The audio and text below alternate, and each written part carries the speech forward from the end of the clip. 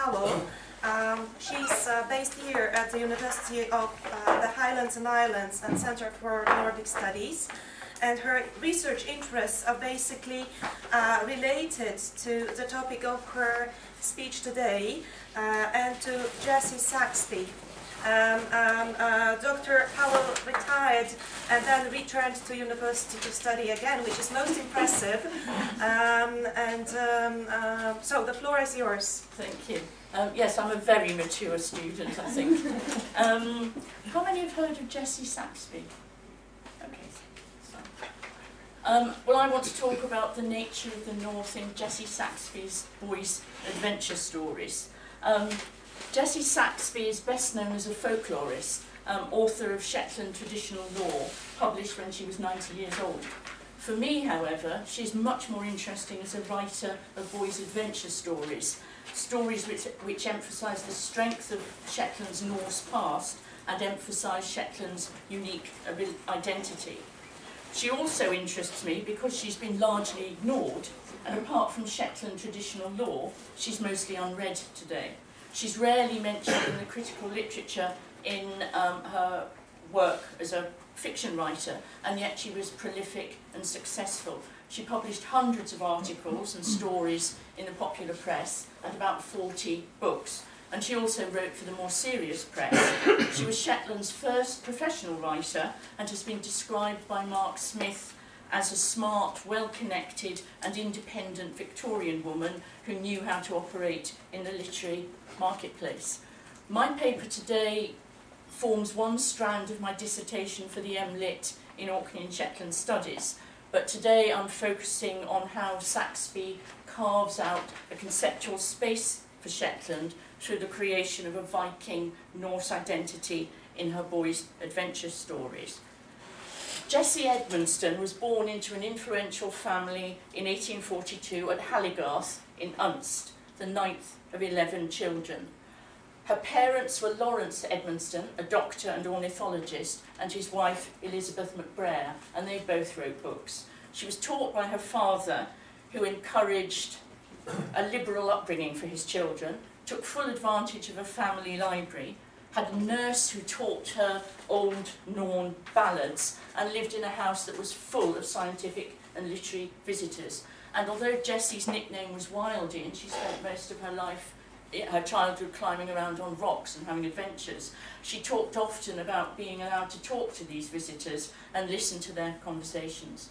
She started writing when she was very young. I think she was about 13 when her first poem was published by Chambers Journal.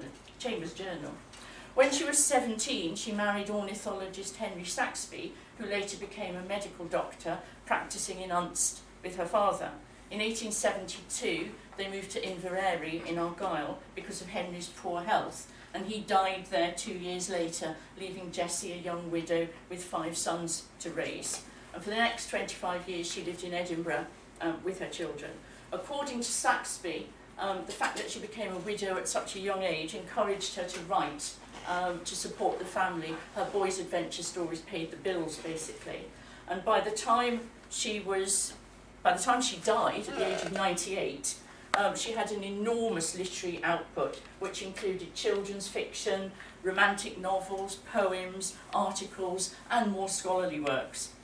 Much of what she wrote could be described as fairly lightweight. She admitted that her poetry wasn't particularly good, for example, and that she wrote it to earn money, and her children's novels are largely forgotten today. But she was taken seriously by the intellectual circles of the day, especially in the second half of her life, when she became interested in Shetland's folklore. She was president of the Edinburgh, Orkney and Shetland Society, for example, and was involved from the very beginning with the Viking Club in London. She gave the opening address to the Viking Club in 1892 and spoke at length about Raven mythology.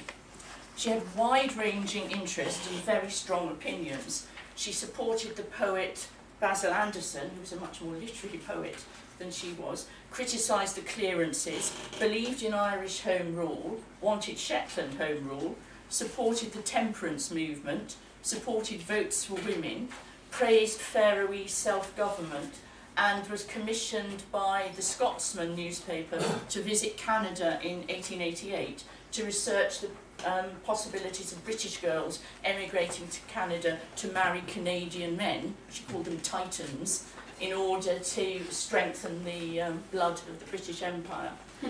She returned to Shetland in the late 1890s and died there in 1940 and was buried at Halligarth.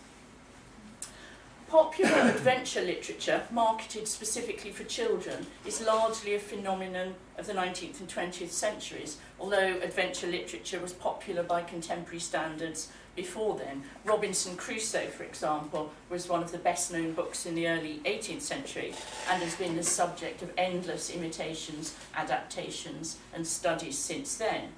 Holiday House, which is less well known, by Catherine Sinclair, was published in 1839, and that formed a complete break with tradition in children's literature, and has been seen as one of the first children's books in the sense that we use the term today, with children and families portrayed naturalistically. In other words, it wasn't sort of didactic and full of religious exhortations. And Sinclair was admired by Sir Walter Scott, who also believed that children shouldn't be written down to. And her children are noisy, they're disobedient, they spend an awful lot of time playing and getting into mischief. Throughout the 19th and 20th into the 20th century, children's adventure books and magazines became much more accessible to popular audiences. They got cheaper, they were more appealing to look at, they were easier to read. And so by the Victorian period, adventure literature reached very broad audiences. It was printed in large quantities and read by mass audiences. By the 1860s, publishers were gathering in as many adventure stories as they could and had lengthy juvenile lists. Often books were given out as things like school prizes, Sunday school prizes, etc. So my copies of Jessie Saxby's books, almost all of them have a Sunday school attendance prize plate in the front of them. And as the market expanded, it became more competitive, it became specialised, and it became increasingly gendered. So-called boys' stories began to be explicitly addressed and marketed to boys, although there's quite a lot of evidence that they were also read by girls and by adults. And as well as books, the Victorian period also saw the advent of magazines for children. Boys' Own Paper, for example, which lasted well into the 60s, I think, because my husband read it as a boy, was launched by the Religious Tract Society in 1879 to encourage teenage boys to read and instill into them Christian morals, as well as things like belief in the British Empire, the public school system, the cult of athleticism, etc. It concentrated mostly on the middle classes, who might otherwise be in danger of reading the penny dreadfuls with their sensationalist and very violent fiction. And many prominent writers, including Arthur Conan Doyle and Jules Verne, as well as Saxby, contributed to Boys' Own Paper. What sort of stories did Saxby write? Well, most of them fall into the ripping yarn adventure story category. Often the characters carry over from one to the other. Most are set on remote Shetland Islands. The main characters are usually teenage boys, the sons of ministers or doctors, who get into scrapes, live most of their lives outdoors or on the sea, and are left alone to get on with their adventures, at least until they have to settle down and go to university in Edinburgh. They get into endless and sometimes dangerous scrapes, but these always end well. They're kind to their sisters, they adore their mothers, and they adopt a beneficial tolerance of the peasantry with whose sons they play. They never use Shetland dialect, that's reserved for the lower classes, but they often use dialect words, which are always footnoted in the books, particularly for landscape features or the sea. They're knowledgeable about the sea, they spend most of their time in boats, and if they don't like boats, they're accepted by their peers because of other virtues, for example, knowledge of Shetland history or folklore. Quarrels are fixed with a manly handshake, and adversity met with a stiff upper lip. They're suspicious of outsiders, who are usually judged and described as Cockneys, or greedy Scots, or Americans. They're fascinated by Vikings and all things Norse, They keep pets, tough and adventurous dogs, or semi-tame ravens with names like Thor and Loki. And Saxby's stories are typical of the time, and those of you who, like me, who grew up on a diet of adventure stories, would find them familiar and comforting. What did Shetland mean to Saxby? How do her stories engage with its island landscape, its culture and its history? The Northern Isles have an interesting position within and in relation to the rest of Britain, both in terms of their location in the far north of Britain and as small islands. Fielding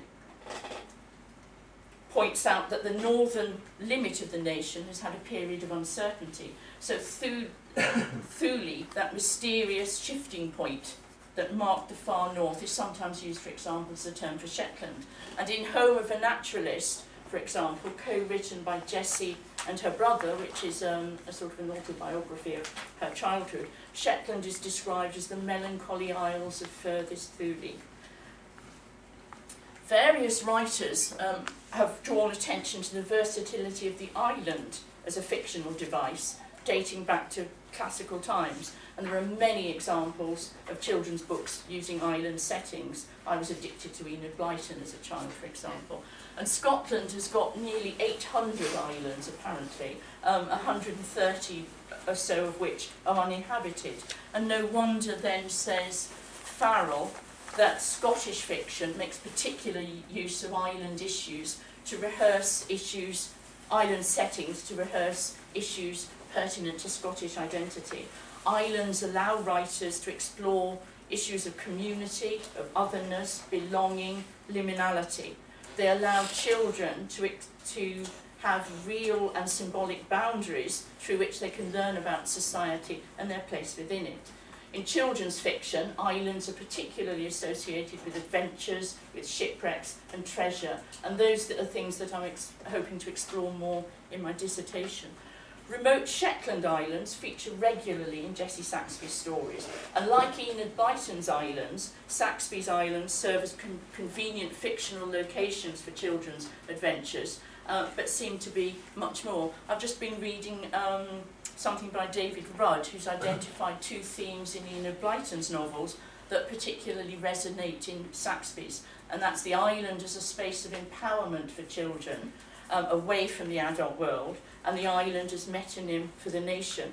Saxby's stories are full of tiny imaginary islands. They serve as places for adventure, shipwrecks, they're getting capsized any minute now, and fun. But they also provide Saxby with opportunities to express her opinions on Shetland's unique identity, landscape and Norse heritage. For her juvenile characters, they represent a metaphorical space in which they can assert themselves and rehearse adult roles. Saxby's islands are idyllic places with excellent opportunities for children to explore and have character-building adventures before settling down.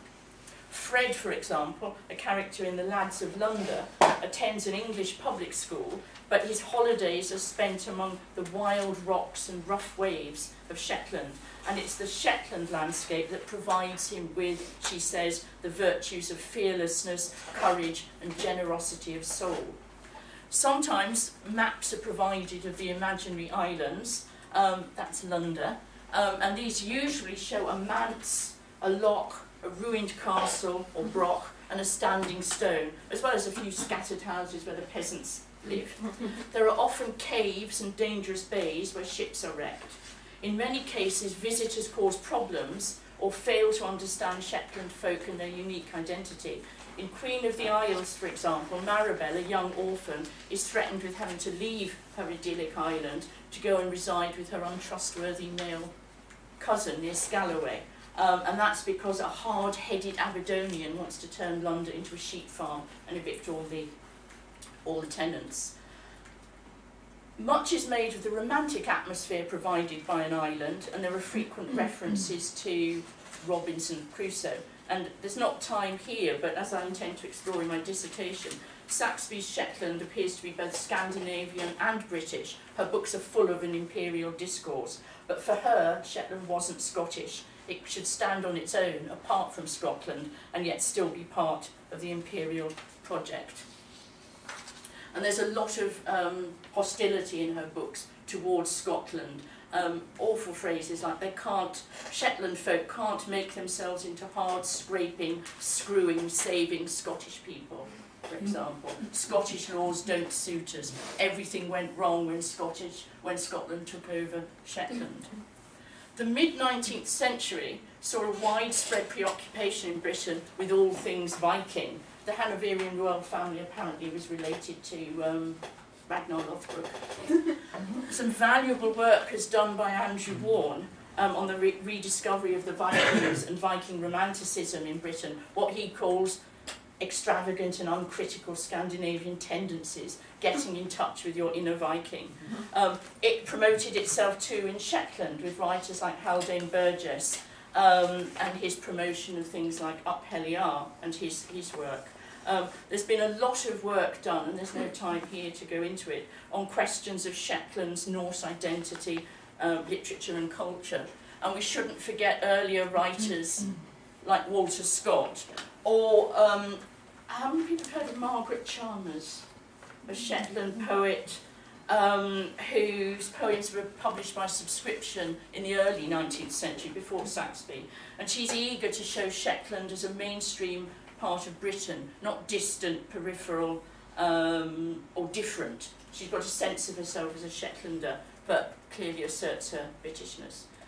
Now, how does that fit in with Saxby? She makes constant use of Old Norse themes in her novels to make points about the political and racial status of Shetland. In her eyes, Shetland's Norse past is something to be admired. There's always at least one character who acts as her mouthpiece in extolling the virtues of the Vikings compared to the greedy Scots or the savage Picts who were there before them. Vikings are associated with all manner of Victorian virtues: empire building, fairness, self-sufficiency, love of freedom, bravery. Her characters spend much time getting in touch with their inner Viking, and they look like Vikings. The Viking period is glorious and exciting. In Viking Boys, for example, Gaspard, the main character, yearns for a return to Viking days and finds modern Shetland boring and tame. His sister points out the benefits of modern life: regular mail, books and tea. He dismisses books on the grounds that the Vikings had scowls to sing their history, much nicer than your musty old books, concedes that regular mail and tea are jolly good things, but says, why can't we have all that and still be Vikings, live like heroes, roam seas and fight, discover and bring home spoil, as well as go to church and drink tea? And he spends the rest of his time in the book recreating Viking adventures and raids with his friends and his pet raven Thor, who accompanies him on raids just as the Vikinger did. They always carried a raven with them. In the Jarl's Yacht, there's a strong call for British schoolchildren, or boys, not schoolchildren, to be taught more about the Vikings. She calls it bumptious old Latins, and thinks that, why do boys have to learn all about the Greeks and the Romans? Why can't we be taught about Ragnar Lothbrok, Ronald? Why can't we be taught the Norse sagas? And this is constantly throughout her books. She compares, if somebody criticises the Vikings, and sometimes in the books people do, she argues, for example, that Viking slavery is not worse than British press gangs, that Britain's long-distance trade might be regarded as little better than piracy in some things.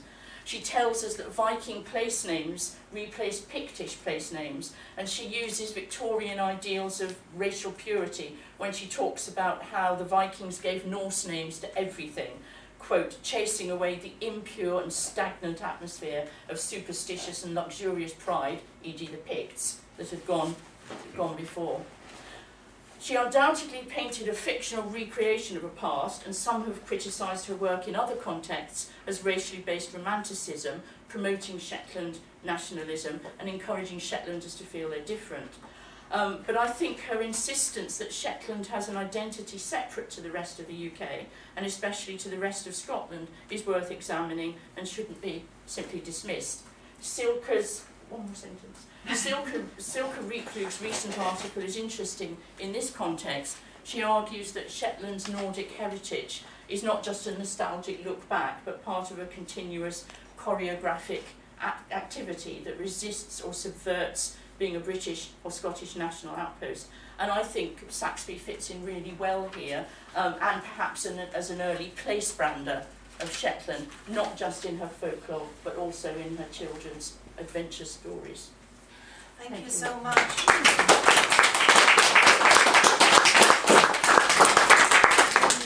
Oh, thank you so much. This was most inspiring, and I think most of us learned something entirely new, the new realm of literature, really, and most impressive. So the floor is yours now, please. Do you think the books would be viable today? I'm not sure. I mean, I like them, but then Right. I grew up on that kind of stuff as a child, and I'm not sure. I mean, I've collected a lot of them, and none of them cost more than about £5, so there's clearly not a market for them, and yet they were published and republished endlessly. Yeah, I mean, In her republished today with contemporary illustrations and marketed. Is the language, are they too specific? Are they too I think they're dated? probably too Victorian Right. to be published today. Might make a TV series.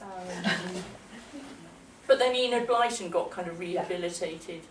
Yeah.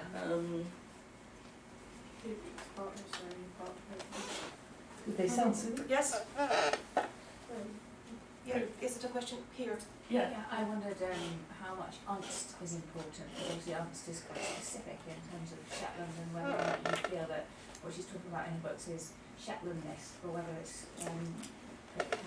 You don't get much of a feeling in the stories for specific Unstness. You do get a feeling for Shetland, and it's always imaginary islands. The only real places she seems to refer to are Lerwick, which is kind of the big town, or Scalloway occasionally. But mostly it's just imaginary islands, and they're all much smaller than Unst. They're tiny little islands with just, 10, 20 people living on them. Okay, another question, yes? Thanks for a lovely paper. I was interested to know whether there are any parallels with school readers of the same time, whether you've had a chance to look at those. Oh no. So I did some work on Yeah. representations of race and gender in geography readers in the 19th and Oh, that would be 20th century, interesting. Yeah. and found parallels in fictional and penny dreadfuls Yes. and so on. Yeah. So obviously this is a more fictional version. Yeah. It would be interesting to look Although at. she wrote for the magazine, Boys' Own Paper, and all sorts of other magazines, but not Penny Dreadfuls. Yeah, but it'd be interesting to look at that overall Yeah, between yeah, non-fiction for children as well. Yes, I will. Thank you. Yes? Hi. I think we've met via video conference before. Hi, Lynn. Lydia. I think we met a few months ago. I really enjoyed that. I was really interested to hear that you said that even for the middle class audiences, she still used the dialect terms for landscape. Yes. And I thought that was in itself was a really interesting observation, which probably actually reflected that she felt it couldn't actually be conveyed any other way. She says in one of the novels, in the frontispiece, that I'm not going to use Shetland dialect because English readers would find it unintelligible, so I'll just use it as colouring. Right. But then she puts footnotes for every piece she uses, and as I said, the middle classes tend to use words, the peasants tend to use longer phrases. But an awful lot, I mean, I've sort of written down all the words that she uses as a sort of an appendix, and they're almost all to do with food, landscape, sea, boats, those kinds and that of is things. very common, not just with Shetland or the North, Yes. but you also get that with Africa, that to create local colour, 19th century children's text, and not just children's text, will use kopje for the Yeah. hills of South Africa, will use local food terms, and then have them annotated. So that is very common. I think the fact that she's actually addressed that then answers the second half of my question, which was because you mentioned that actually for the local inhabitants she did use it, and I was wondering if that was a reflection on how she viewed the dialect, or whether it was actually more about an understanding with the reader. It could be the first. I mean, sometimes the middle class boys use it when they're very emotional. So if they're upset or something terrible is happening, or they're feeling really close to their sisters, or who are crying, or that kind of thing, they revert to Shetland dialect. So it sounds like they probably use it, if there were real characters, it sounds like they'd probably use it more often.